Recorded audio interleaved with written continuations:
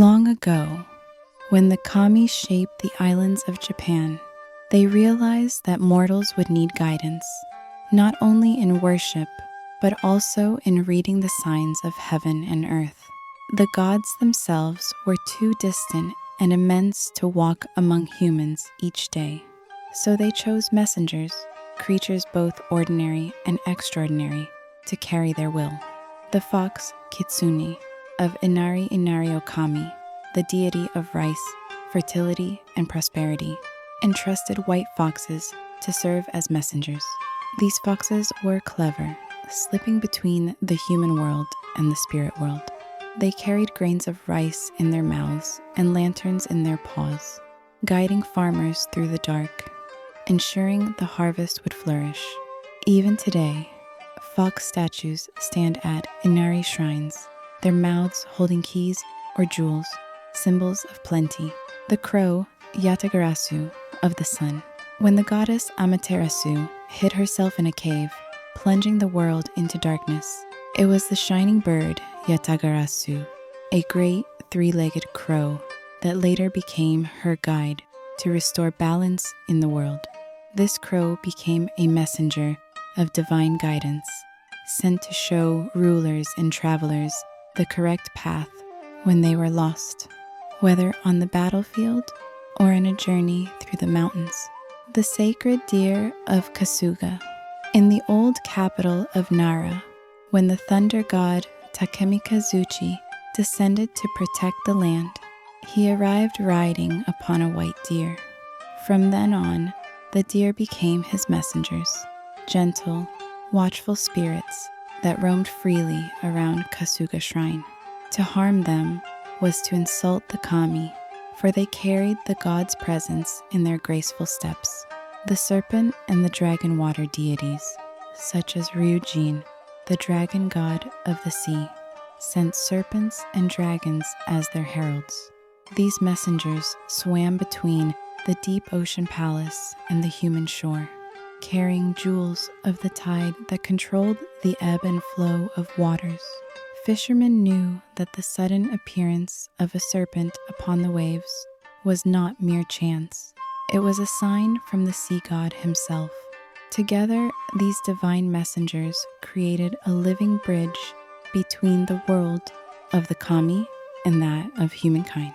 Through them, people learned respect, fear, and reverence for the sacred woven into everyday life. Even now, when a fox statue is honored, a crow circles in the sky, or deer bow in Nara's fields, the Japanese say, "The gods are near, their messengers are watching."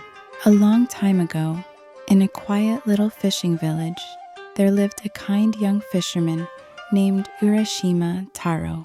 One sunny day, Taro walked along the beach and saw some children poking at a small turtle. The poor turtle was struggling and looked very afraid. "Stop that," Taro cried. "The turtle hasn't done anything to you." The children ran away, and Taro picked up the turtle carefully. "There, little one," he said, setting it gently back into the sea. "Swim home safely." The turtle blinked its eyes at him, almost as if it were saying, "Thank you," before it slipped beneath the waves. The next day, as Taro was fishing in his boat, something amazing happened. The same turtle popped its head out of the water, but now it was much bigger. "Urashima Taro," the turtle said. Yes, it spoke. "I am a messenger of the great sea god. He knows of your kindness. Please come with me to his palace beneath the waves." Taro was astonished, but he trusted the turtle.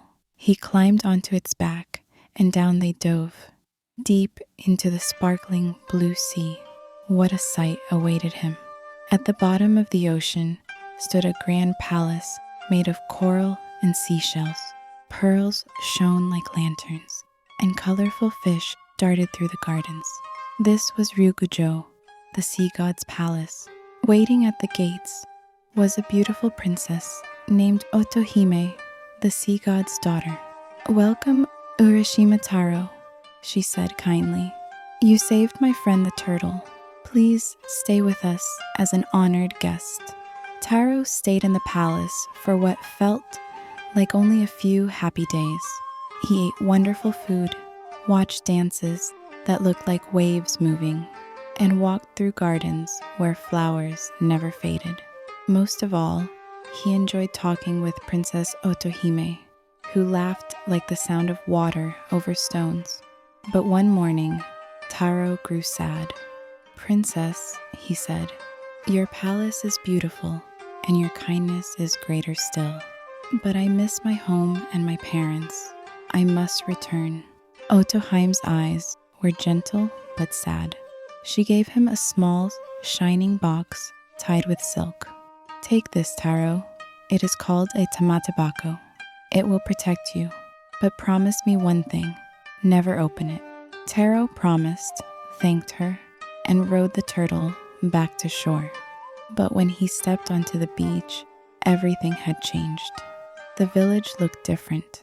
The people's clothes were strange. He hurried to his old home, but it was gone. He asked about his parents, but nobody knew their names. Finally, an old man said, "Urashima Taro? That is an old story. He lived 300 years ago." Taro's heart sank. Somehow, while he stayed in the sea god's palace, hundreds of years had passed in the human world. Desperate and lonely, Taro remembered the box. "Perhaps Otohime gave me this to help," he thought. He opened it. Whoosh! A great white mist poured out, wrapping around him. His hair turned white, his back bent, and he grew older and older in an instant. From the empty box, he heard Otohime's gentle voice.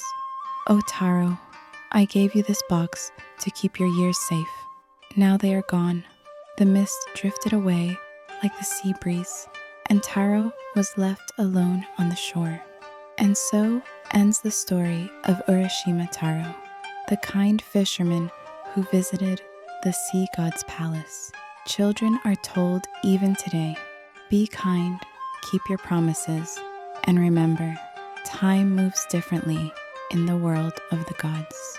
Long ago, in the age when emperors ruled from ancient Kyoto, people believed that the goddess of mercy, Kannon, watched over all beings.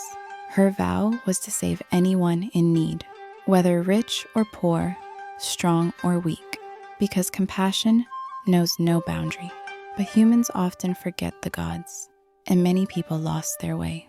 Wars and suffering spread across the land.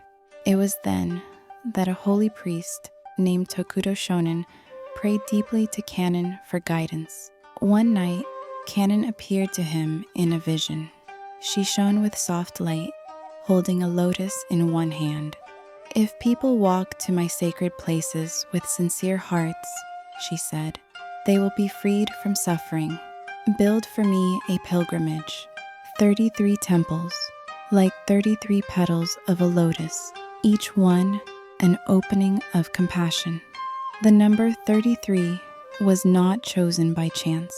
In the Buddhist scriptures, Kannon can take 33 different forms to help living beings, sometimes a monk, sometimes a child, sometimes even a simple traveler. And so, across the western provinces of Japan, from Wakayama to Hyogo, Nara, and Kyoto, the sacred places were chosen. Mountains, valleys, and rivers each received a temple, where images of Kannon were enshrined. The journey of the pilgrims. From then on, pilgrims, men and women, young and old, set out with walking staves and straw hats.